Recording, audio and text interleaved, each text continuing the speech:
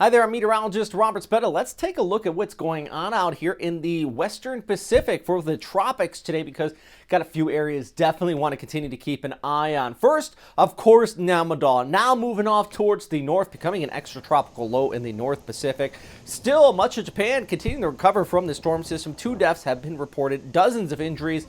Just look at these images of the severe flooding that was taking place from this storm system. Meanwhile, though, down towards the south, we have several other areas continuing to keep an eye on. One right here that could lift off towards the north, and then another just west of it. Now, I know some of you have seen this image, the classic windy image showing long-range GFS outlook, and I can tell you right now, that possibly could transpire, but there's a lot of ifs. Let me break this down for you, because this is one thing I want to touch on real quick, and it's kind of the main purpose of this update today. First and foremost, let's take a look at the overall precipitable water vapor imagery out here in the Western Pacific. Let's go back to it right there. You can see that river of moisture flowing in across the Philippines. That's that hanging hagat that we have been seeing lately, bringing that steady rainfall. Then you have what's left of Namadal towards the north. You have this area spinning up. Now that's going to lift towards the north, getting hooked by that trough and go off in that direction.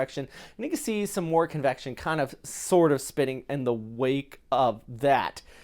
The Spaghettios, this is a long-range ensemble, kind of showing you that flow towards the west as well, but really it just picks up multiple areas within that overall monsoonal flow and kind of spits it towards the north or kicks it towards the west. Right now, guidance does continue to say, something could develop out here in the Philippine Sea and pull off towards the westerly direction. The Pagasa does say there's a high chance of something. But what is not confident is strength nor timing. Right now, I do think something could come out here towards northern Luzon, but how strong it would be? Would it just be kind of a cluster of clouds? And exactly when is definitely up in the air. So when you see images like that with no real context, always remember, try to look deeper into the story. I mean, that was the GFS, for example. Let's go back towards the satellite imagery, and I'm going to show you what the ECMWF guidance has been showing, because there is a disparity here as well. And I'm breaking this all down for you just to say that, as a meteorologist, it has raised my eyebrows, but when you don't have the ECMWF on board with the GFS, there are 2 different models here, you kind of have to go, all right, hold on. Let's take a couple deep breaths. This is actually Sunday over towards Monday with the ECMWF, just kind of showing a broad circulation embedded within that monsoonal flow. What this also is showing, though, is the latest cold surge behind, cool surge, you almost call it, behind Namadal, which is actually helping to trigger up some northerly winds for Taiwan. Might even get a little bit of an amihan for northern Luzon. Yeah, we're starting to get back into that time of year as well. With that said, overall, one thing I can say with confidence, you still have that monsoonal flow continuing to kick over towards Mindoro, Palawan, and then look at the winds kind of changing in from the north. This is actually what I'm talking about with that cold surge. So we got this area moving off towards the north. There we go. Then we have a high pressure ridge kind of kicking in out of eastern China, and that's when we start to see those northeasterly winds for Taiwan. Here it goes. Even for Okinawa, you're going to see a steady little breeze kicking up there out of the north, and then over towards northern area of the Philippines, back all the way towards Hainan as well. That's and then this area right in here within that monsoonal flow could be embedded with that Mihan.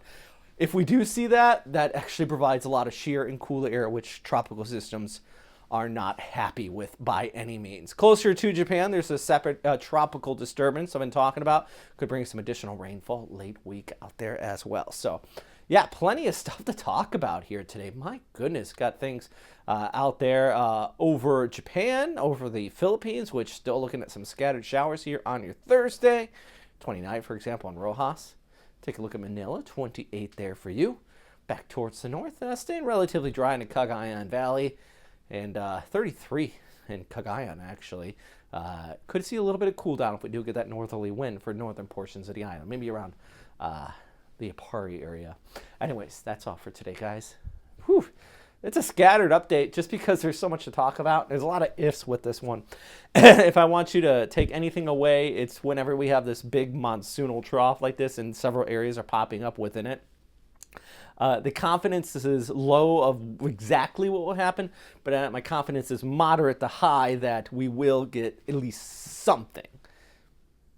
I hate being wishy-washy like that, but it just is the nature of the beast with this setup. Big thanks for everybody on Patreon. It continues to support this channel as well. Can't thank you guys enough. Benjamin, Chris, Melissa, new people here. You got Garmin, who's just been donating loads of help to the channel as well. If you guys want to help out, $2, $6, or $10 a month, you know, 6 and 10, you get a shout out here at the channel every time I try to make these updates. And yeah, that's all for today, guys. Thanks for watching, of course.